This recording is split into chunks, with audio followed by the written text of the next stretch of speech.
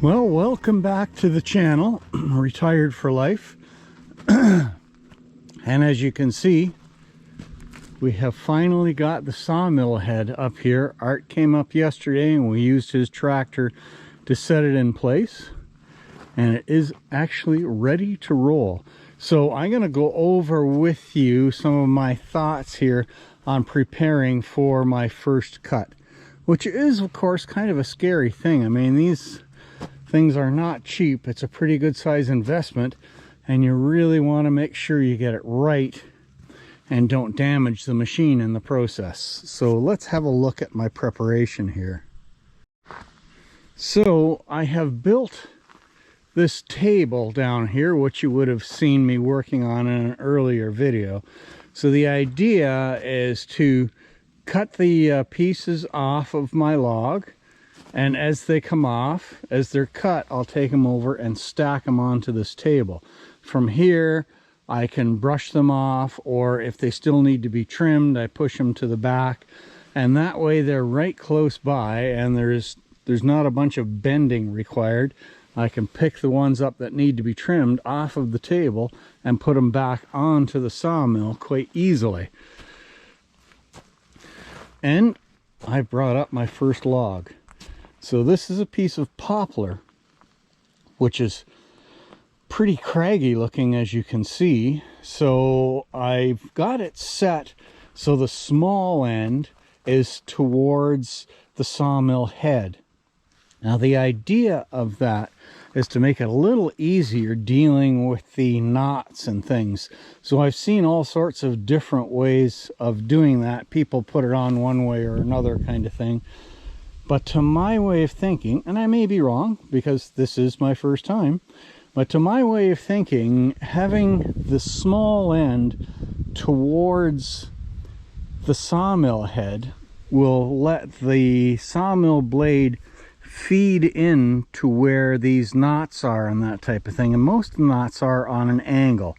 So instead of being kind of deflected away, it will get fed in, and hopefully that will help make for a smoother cut when dealing with all of these knots that are in a board like this.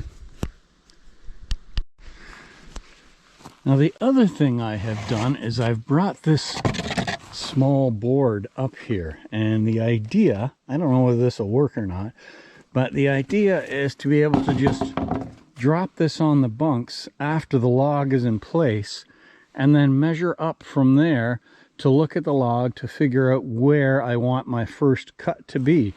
And then I can just slide it down, put my measuring tape and measure up to my blade and get the blade height that I want for my first cut. And that seems to be usually the trickiest cut to make. So I've got a wedge here that I can stick in under the log to prevent it from rolling off once it's on there. So I think I will probably make a couple of wooden wedges up for this. Because I'm up off the ground, I've got lots of room to stick things underneath here and not have to do a lot of bending. Now the other thing I bought, which some people might think is kind of an extravagance, is I bought this toe board from Woodland Mills because it just looked pretty slick, and it really wasn't that expensive, and it's all stainless steel and galvanized and that type of thing, so it should last without any difficulty at all. So we'll put that to use as well, especially when dealing with logs that are a little smaller on the one side than the other.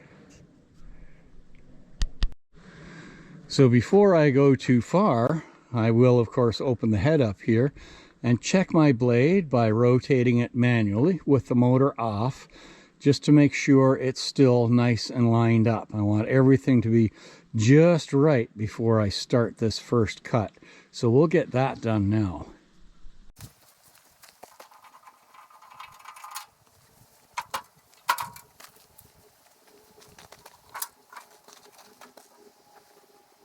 All right, so I'm going to put tension on the blade now and we'll see how it looks.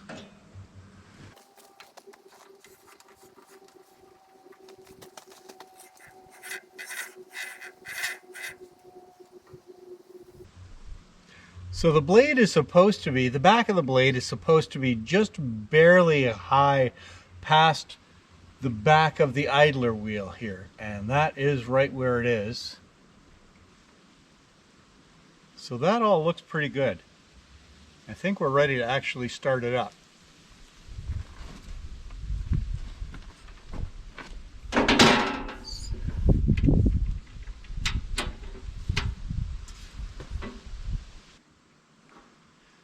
All right, I don't want it sitting for any time with tension on the blade, so I'm going to take the tension off, and then we're going to load our log.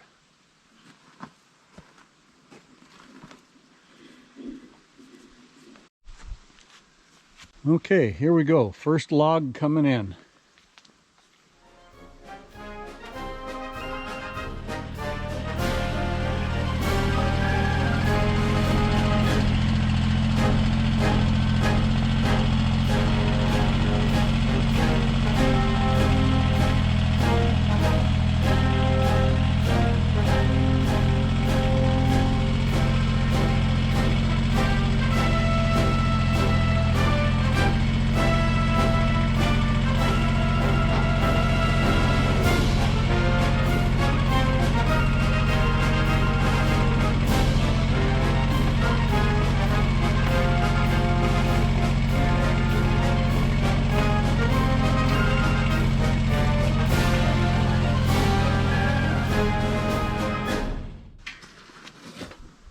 This thing is a long way from flat.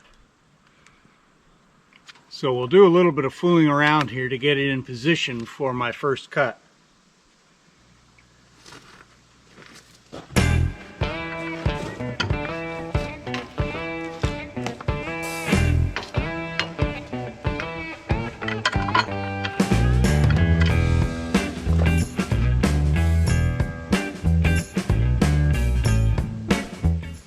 Well, that looks pretty good.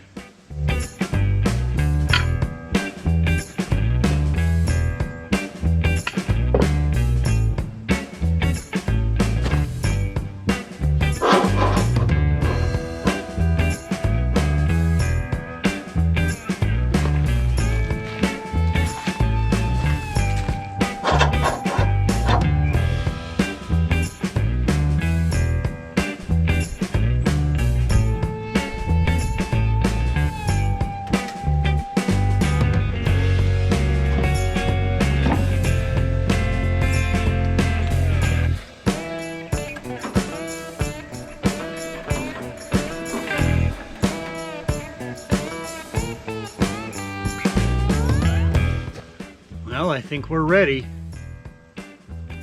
Here we go.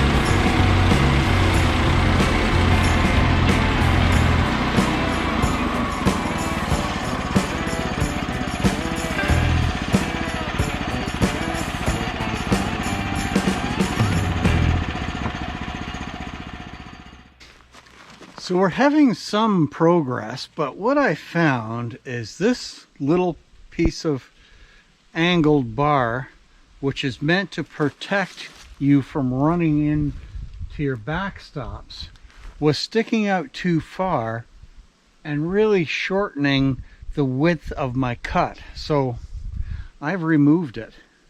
Not necessarily a good idea. You have to be really careful to make sure you don't run in to the backstops, because it is easy to do and trash a blade with this not in place. So let's start it up again and take another cut. See if we can get it all the way down this time.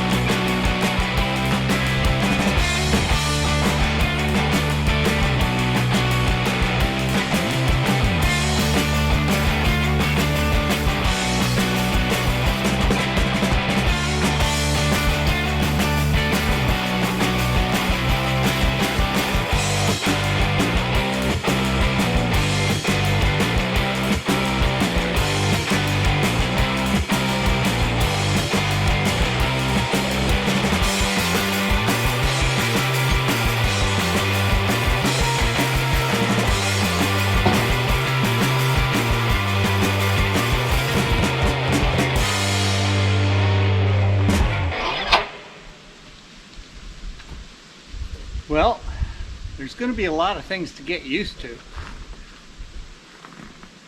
This log, because it's so crooked, was a bit tricky to roll. But we'll get it flattened out. And this is just poplar, so it's more of an experiment. If I get a few pieces out of it, I'm happy.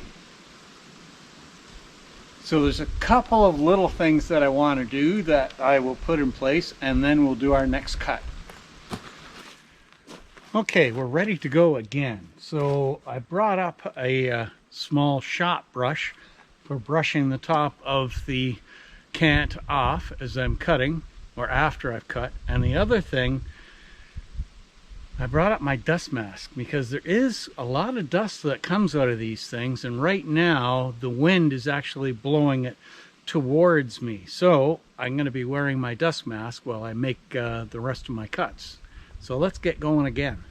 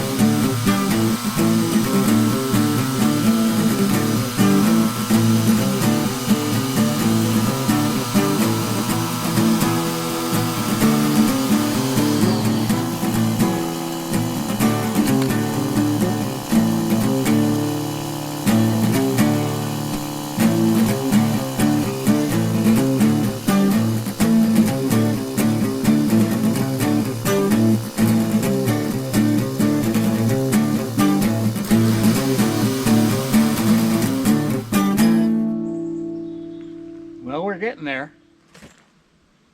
So I've got two pieces off that I will be able to use. Now I cut these at about 3/4 of an inch thick, so I'll trim them up at about 1 inch wide and then let them dry, and I'll use these for spacers for sticking and stacking my lumber. So no waste. Now, one of the things they tell you is you need to run this thing for about a half an hour before you can use coolant on it. Now, I'm getting a bit of a buildup on my blade now, which I don't like, so I'm going to clean that off, and I've still got a little ways to go before I hit that half an hour. So we'll get that cleaned up, then we're going to flip this thing and continue cutting. So let's have a look at what we've got so far. So I've got this tipped up and square and ready to go. Now, as you can see, it is not a very good piece of wood, but for spacers it should be fine. So as I've been going, I've been kind of figuring out what tools I'm going to need, and I've started hanging them here on the back of my sorting table. So I've got these two pieces that are 3/4 of an inch thick, ready to get cut down to 1 inch wide. And now I'm ready to take my next cut off of this. And you can see how extremely crooked this whole thing is. I've got a great gap under here and a real bump in the middle there. So I think I'm going to have to start my cut by taking this off first, and then I can start going down. And what I'll do is just start going down, taking 3/4 inch wide cuts with each pass. And of course I've got to keep a real careful eye on my supports at the back to make sure I don't run into them with the saw. So I've got it down a bit so you can see I can get a couple of cuts. Now this poplar is really wet, so it's going to take a while to dry out before it's of any use, and that's fine. I've got a fair amount of sticks right now for stacking, so I should be all right for that. So let's get cutting again and see how we do.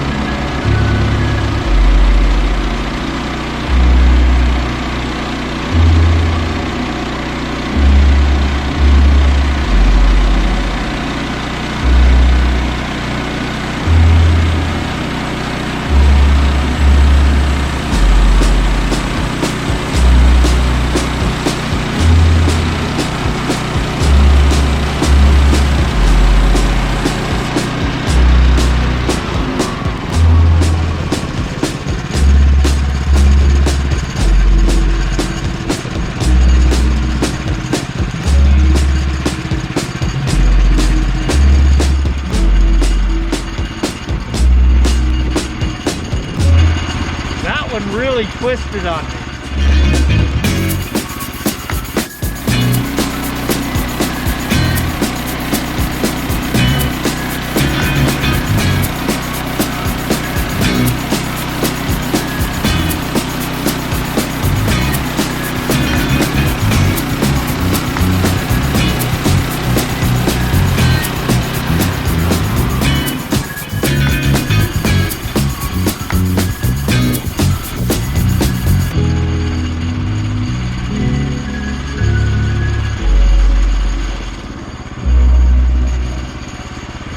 Everything is square now, so I should be able to put these fairly low and clamp up and get good straight boards.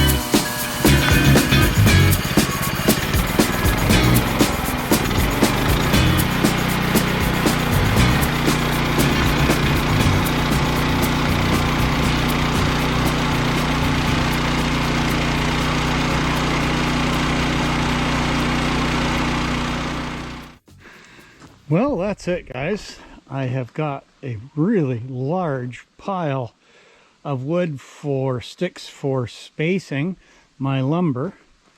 The sawmill has run really good. Now here's something worthwhile pointing out.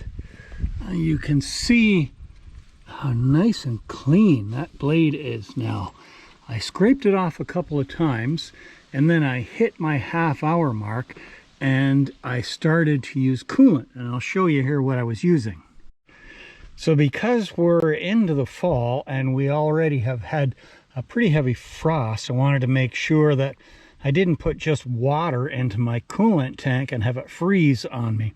So I did quite a bit of looking around, and they talk about detergent being something really good to be in your coolant, and you don't want to use any kind of like serious petroleum product like diesel or anything like that, which I've heard people using. So I tried this because it has a detergent in it. It's got this bug removal detergent, and of course it's good for really cool temperatures, and so far it is doing a beautiful job. It's really working well, keeping that blade super clean. So at the moment, this would be something that I would highly recommend if you're going to be running your sawmill with coolant into the winter, or at least a sawmill like this one. So really, considering how twisted that log was, I do not have very much waste left, so I'm very pleased about that. I was pretty careful with it and really salvaged an awful lot of that wood, despite it being as crooked and knotty and rotten and crappy as it was. So it's worked really, really well. And I haven't done any damage to anything, which is a good thing. So we will be all ready for the next time. So that is going to be it for today's video. So thanks very much for watching, and we'll see you out on the trails the next time.